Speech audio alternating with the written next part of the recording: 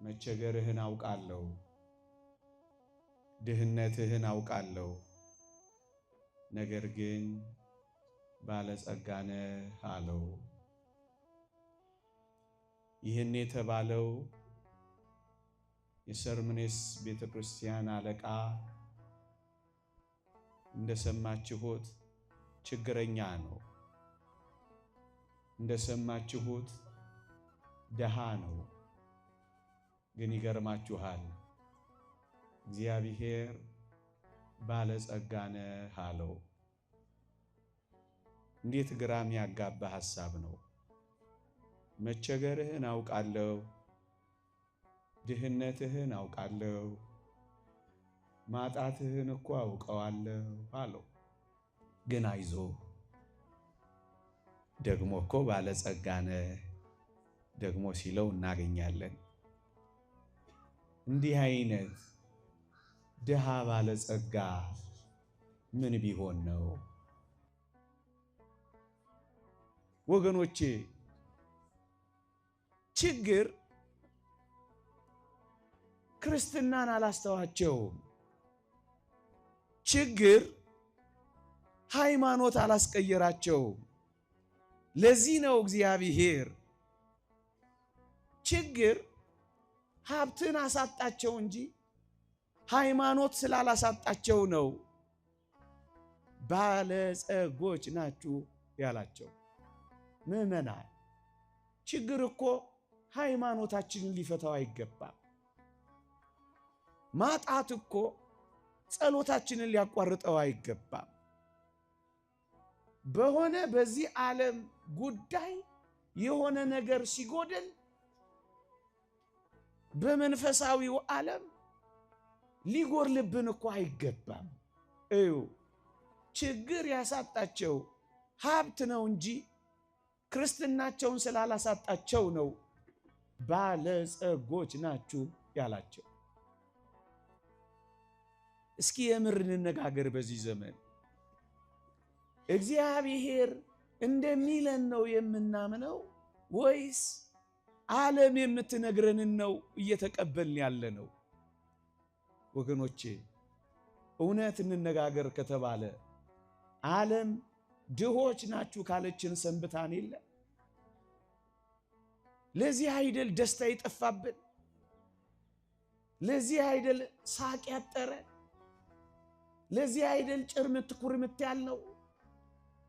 ለዚህ አይደል ፊታችን የወየበው? ለምንድን ነው እውነተኛ ደስታ ያጣ ነው ከተባለ ይሄ ዓለም የሚነግረንን እየሰማን ስለሆነ ነው። ድሆች ናችሁ ሲለን አሜን አለን። ምስኪኖች ናችሁ ሲለን እሺ አለን። ምንም የሌላችሁ መናጢዎች ናችሁ ሲለን አዘንን፣ ተከዝን። ምናልባት የሚያቀማጥል ቪላ ስለሌለን አንዳንዶቻችን በዚህ ምድር ላይ እንደኖርን እንኳን የምናስብ በጣም ጥቂቶች ነን። አንዳንዶች እኛ ምን ኖር ነው አኗኗሪ ነን እንጂ እስከ ማለት እኮ ደረስ። ብዙዎቻችን እውነት እንነጋገር ከተባለ እንደ ነገሩ ነው እየኖርን ያለ ነው፣ ደስ ሳይለን። ለምን? የምንሰማው የዓለምን ድምፅ እየሆነ። እንደውም አንዳንድ ወጣቶች አንዳንድ ጊዜ እናገረዋለሁ፣ ኢትዮጵያ ውስጥ ሰው ሆኜ ከምኖር ይልቅ ዋይት ሃውስ ውስጥ ሳር ሆኜ በበቅል ይሻለኛል እያሉ እስኪመኙ ድረስ ደረሱ። ደስታን ፍለጋ ስንት ቦታ ተንከራተቱ። እርካታን ፍለጋ ባህር ለባህር ቀዘፉ።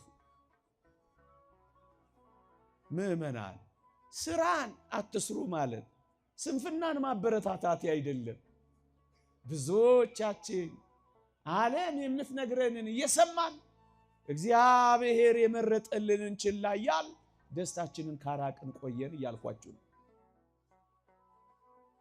ዓለም ከተወሰነ ኪሎ ካሎሪ በታች ከበላችሁ ወይም በዓመት የሆነ ዶላር ካላመጣችሁ ደሃ ነው ብሎ ነው የሚበይነው። ዓለም እንደዚህ ነው የሚበይነው። የዓለም የብልጽግና ልኬት ይሄ ነው። እግዚአብሔር ግን እንደዚህ አይደለም የሚለው። አያችሁ፣ የዓለም ከእግዚአብሔር እንዴት እንደሚለይ ተመለከታችሁ? በሞቴ በተቀደሰ ትዳር ተወስኖ በቃለ እግዚአብሔር መስፈርትነት ልጆቹን የሚያሳድግን አባት ይሄ ዓለም አፋኝ የሚል ስም ነው የሚሰጠው። ኋላ ቀር የሚል ታርጋ ነው የሚለጥፈው። እናውቃለን። ያልገባው እኮ ነው የሚለው። እያያችሁ ነው። ሌብነት ተወድሶ ጨዋነት የኮሰሰበት ዘመን ነው። የሰረቀ ተተኮሰ የሚባልበት ዘመን፣ ጨዋ የሆነ ደግሞ እሱ ምን አለው የተቀበረ ሰው ነው የሚባልበት ዘመን ነው። እንዴ ድንግሉ ፋራ ዘማዊው የነቃ ተብሎ የሚወደስበት ዘመን ነው። ተገላብጧል ስላችሁ ተገላብጧል። በተቀደሰ ትዳር ተወስኖ ልጆቹን በእግዚአብሔር ቃል መስፈርትነትን የሚያሳድግን አባት ኋላ ቀር ብሎ ይጥለዋል። ይልቅስ በዝሙት ተጠምዶ እንደ እንስሳ እያመነዘረ ምናልባት ከጸነሰ ደግሞ እያስወረደ የሚኖረው ደግሞ ስልጡን ይለዋል። የቤተሰብ ስልጣኔ የገባው ይለዋል። ተራማጅ ብሎ ይበይንለታል። እውነቱና ስያሜው ተገላብጧል። ምዕመናን ወገኖቼ እግዚአብሔር ያለውን ተመልከቱ። ሃይማኖት ስላለ ባለጸጋ ነህ። ክርስቲያን ስለሆንክ ባለጸጋ ነህ። የመንግስተ ሰማያት ዜጋ ስለሆንክ ባለጸጋ ነህ። የቅዱሳን ህብረት ጉባኤተኛ ስለሆንክ ባለጸጋ ነህ። ደስታህን ከውጪ ሳይሆን ከውስጥ የሚፈልቅ ባለጸጋ ነህ። በምትኖርበት ቪላ ሳይሆን በእግዚአብሔር ቤት ውስጥ በመጣል ደስ የሚልህ ባለጸጋ ነህ።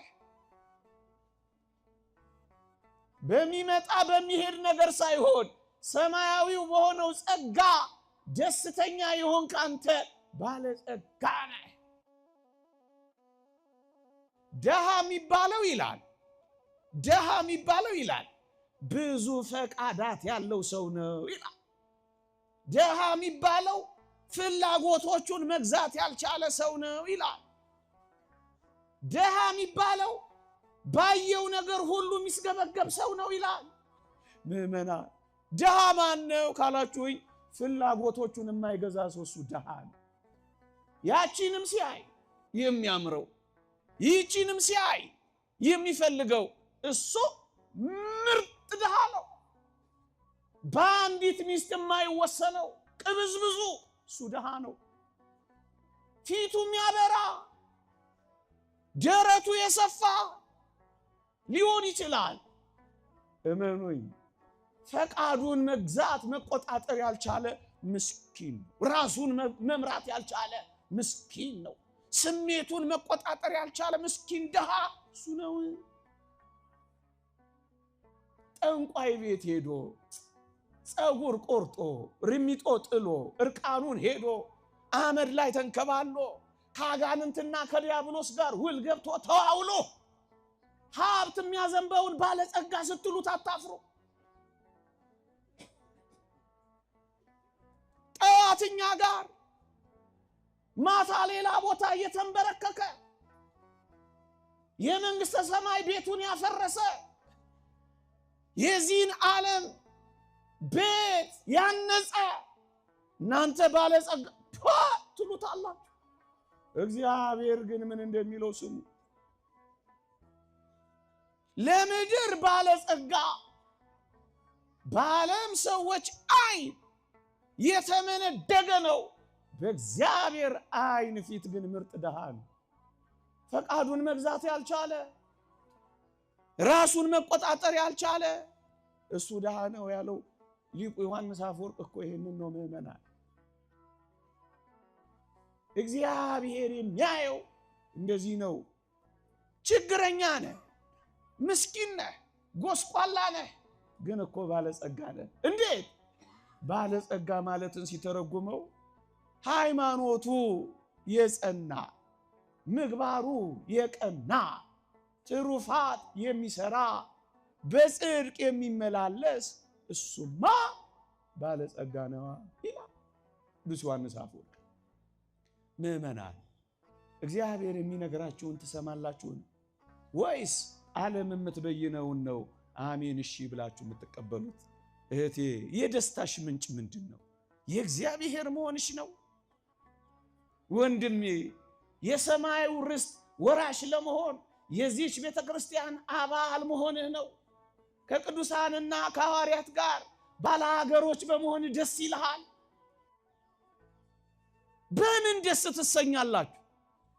እኔ ክርስቲያን ነኝ እያላችሁ ትስቃላችሁ፣ ደስ ይላችኋል። ምእመናን መቸገርህን አውቃለሁ፣ ግን ባለጸጋ ነህ። ምእመናን እግዚአብሔር የችግር ጊዜ ወዳጅ ብቻ አይደለም። እግዚአብሔር የባለጠግነትም ጊዜ አምላክ ነው። የማጣት ጊዜ ወዳጅ ብቻ አይደለም። እግዚአብሔር የመሙላትም ጊዜ ወዳጅ ነው። እግዚአብሔር ሲቸግረን እጃችንን እንዘረጋለን፣ ሲሞላልን እጃችንን እናጥፍለት አምላክ አይደለም። እግዚአብሔር ወረት አይደለም፣ የሁል ጊዜ አምላክ ነው።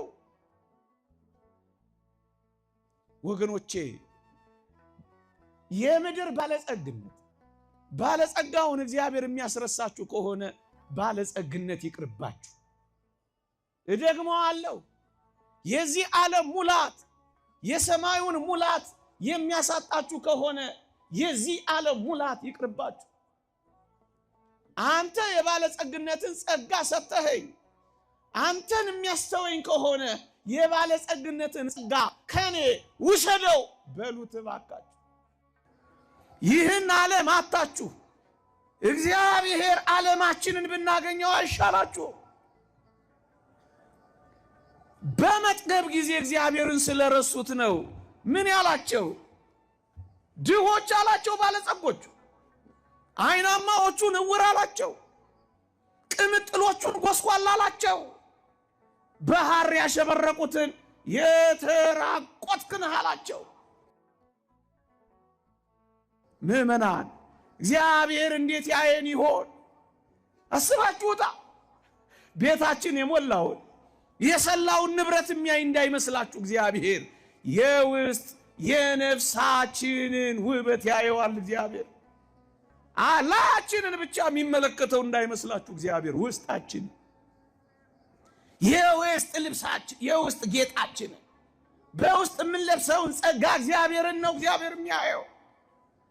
ምእመናን በዚህ ባለው ነገር እባካችሁ ሀብታም ደሃ ባለጸጋ ምስኪን መባባል እናቁም። ይልቅ በእግዚአብሔር ዓይን እንደዚህ መተያየት እንጀምር።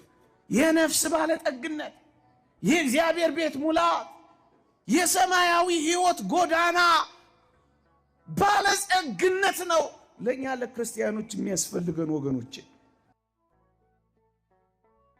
ይሄን ዓለም ቢኖረና እንጠላም። ባለጸግነት በራሱ የሚነቀፍ ነገር አይደለም፣ በፍጹም አይነቀፍም። አብርሃም ባለጸጋ ነበረ፣ ኢዮብ ባለጸጋ ነበረ። በጣም ብዙ አይነቀፍም ባለጸግነት። ይሄን ስናስተምር ባለጸግነትን እየነቀፍን እንዳይመስላችሁ። ባለጸግነት የሚያመጣው ትዕቢትና መታጀል ግን እግዚአብሔርን የሚያስረሳ ከሆነ ባለጸግነት እንቅር ብሎ ይቅር እንድንል ነው ግን የሚያስፈልገው።